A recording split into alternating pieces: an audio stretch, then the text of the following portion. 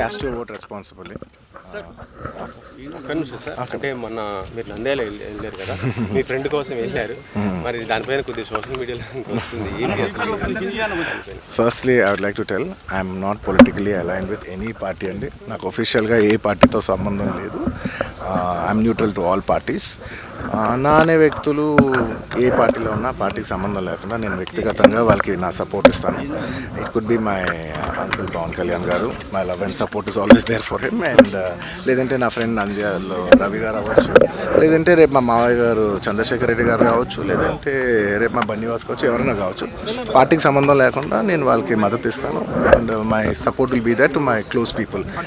And మీరు particular అడిగిన దానికి నంద్యాల దాని గురించి చెప్పాలంటే, రవిసింగారెడ్డి గారు నాకు ఎన్నో ఏళ్ళుగా, గత 15 ఏళ్ళుగా మంచి ఫ్రెండ్. అండ్ ఎప్పటి నుంచో నేను ఒక మాట అనేవాడిని, బ్రదర్ మీరు ఎప్పుడైనా పాలిటిక్స్లోకి వస్తే నేను ఖచ్చితంగా నేను మీ ఊరు వచ్చి మీకు సపోర్ట్ చేస్తాను ఎప్పుడు అనేవాడిని. నేను మాట ఇచ్చాను. బట్ 2019లో ఆయన యాక్టివ్ పాలిటిక్స్లోకి వచ్చిన తర్వాత నేను అప్పుడు రాలేకపోయాను, ట్వీట్ పెట్టాను.